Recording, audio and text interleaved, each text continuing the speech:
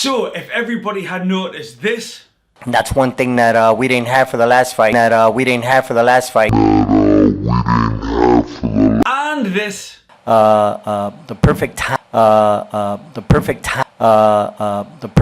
as well as this, And you know, we look forward to it. So and you know, we look forward to it. So and you know, we look forward to it. So then you probably could have made a lot more money on the bets that you placed. So in this short video, what we're going to do, people, is we are going to look at just a selection, a short part of body language, 60 seconds long, about how if somebody had been watching for the signs, watching for the tells, you would have known that Andy Ruiz was in trouble for the Joshua rematch. 60 seconds. It was all there in 60 seconds in the press conference. So welcome back to the Believe in Bruce channel, the channel for the head and the heart.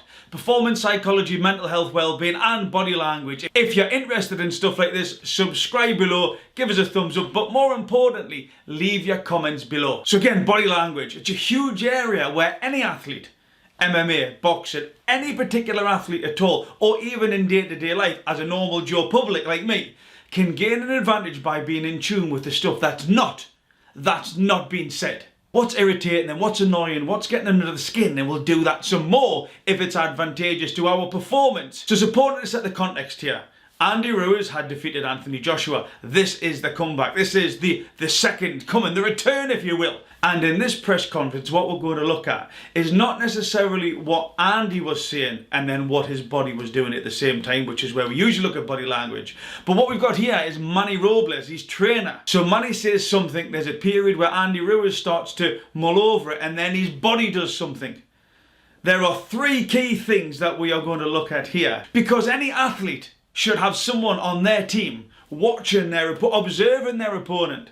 The problem that you've got is usually the coach and the fighter, they're up there on the head table, if you will. You can't see along to the other fighter unless you physically lean over. But there are certain things that Andy Ruiz does that if Joshua's team had noticed, had someone in the audience, just to give them a little indication, whoa, he looked irritated there, he looked annoyed there. There was definite discomfort, as we call it in body language terms, going on there. Then you can dig that little bit deeper. Then you can irritate them that little bit more. Then you can get really under their skin if it's impactful for that individual, which will be disadvantageous to their performance. So yes, it's hindsight. Yes, we're going into the archives, but I did produce a video and my body language assessment is on there now and it still stands true. But what I'm going to do is I'm going to show you this 60-second clip of the press conference and just see what you become aware of. Have a look. It's all there to be observed. once again, thank you Matchroom Boxing, DAZN, and everyone that's had something to do with the promotion. Thank you very much. It's been 3 months of preparation. That's one thing that we didn't have for the last fight. So I'm very pleased to say that we've had a great camp. We had the perfect sparring partners. The perfect time to prepare, to develop a better game plan, and to understand that we have a very tough task in front of us with Anthony Joshua. We respect him a great deal, and we know he's a great fighter, but we're going to be ready for the task. Andy has had a great camp once again. He's mentally and physically prepared for the challenge, and you know, we look forward to it. So again, thank you, and I'm hoping no one will walk away disappointed this comes Saturday night. Alright then, so again you have the narrative from Manny Robles. Yeah, we've had a brilliant training camp, it's went fantastic. We've had the fantastic sparring partners. Brother, Andy Ruiz's body language was it wasn't matching, it wasn't mirroring, it wasn't doing anything to line it up with the narrative that Manny Robles was trying to convey. So the first point that I want to bring people is you'll hear Manny Robles saying, yeah, we've had a brilliant training, we've had 3 months of preparation, which we didn't get in the last fight. And then watch what Andy Ruiz does. Remember, Manny Robles says something, there's got to be a pause for Andy Ruiz to start creating a narrative in his head, and then his body, an autonomous reaction comes from this. And what you'll see is an eye block and a lip compression. Have a look. That's one thing that we didn't have for the last fight. That's one thing that we didn't have for the last fight.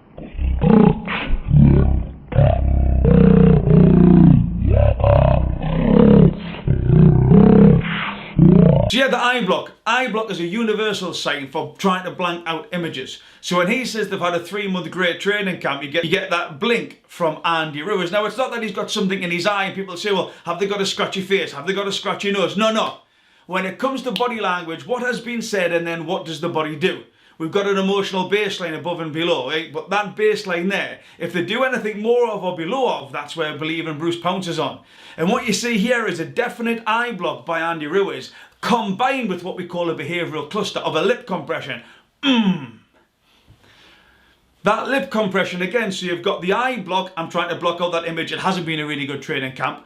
I've got that lip compression, I want to say something but I'm stopping myself. Put that together, you've got a behavioural cluster, there's a negative affirmation there, somebody just needed to jump on that. Second part here people, alright, this is where it gets really interesting.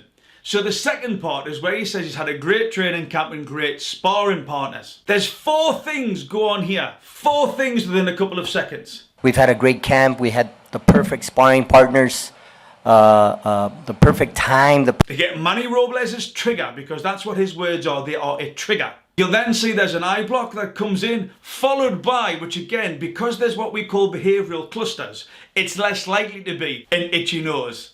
They need to rub their chin. They are all behavioural clusters because of what's been triggered, which is Manny Robles' words. So you get the eye block, but then you get a self-soothe. Now if you notice what Andy Ruiz's mouth does, it's something along the lines of this. That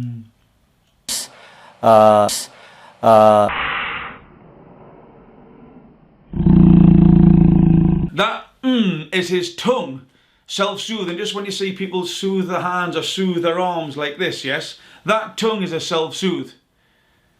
He's never done it before, he's never done it after at that particular time. So the eye block, the self-soothe, it's hey, it's alright, it's alright. That probably looks like something else, but it is a self-soothe done by the tongue. And the third part here is he actually looks at AJ, yeah, and the fourth part is that adrenaline dump where he moves.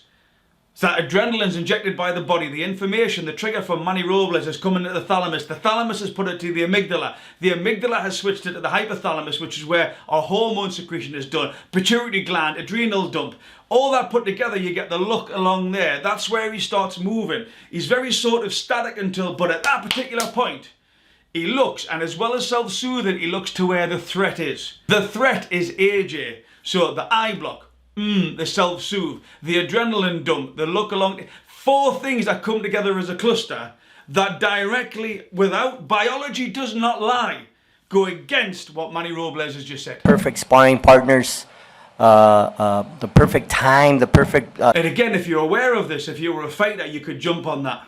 Oh, so have you had a great training camp? What have you been doing? How often have you been doing? Who have you been sparring? You would fire the sympathetic nervous system in a second. And then the last one, which is beautiful.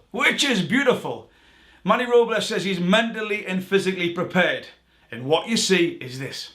He's mentally and physically prepared for the challenge, and you know, we look forward to it. So again, we look forward to it. So again. That scratch there. Now, what I want you to do is understand that a scratch is very different to a soothe.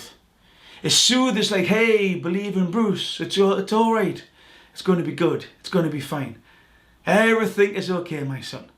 But a scratch is like, fuck, oh, this isn't good. You're irritated, it's annoying, there's frustration.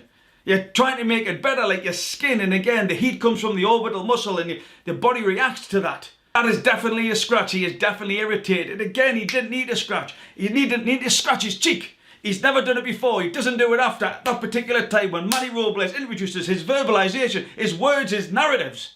Andy Ruiz just thinks about it. The story starts to build. He gets there, and the autonomous reaction is this. And, you know, we look forward to it. So, again, if you're a fighter, you can jump on stuff like this. Tell me about your mental and physical preparation that Manny Robles is saying is such of a high level. Tell me a little bit more about it. How have you got yourself mentally prepared? What training have you been doing to get yourself physically prepared? All of this stuff attacks the sympathetic nervous system. That's why psychology is so important in any sport. To notice, you could spar 100 rounds, but if you were in tune with what really irritates your opponent, what really gets under the skin, and saying a few words at the right time about the right thing, you could have more negative impact on your opponent than sparring 100 rounds of practice yourself, because what you do is you impact the sympathetic nervous system.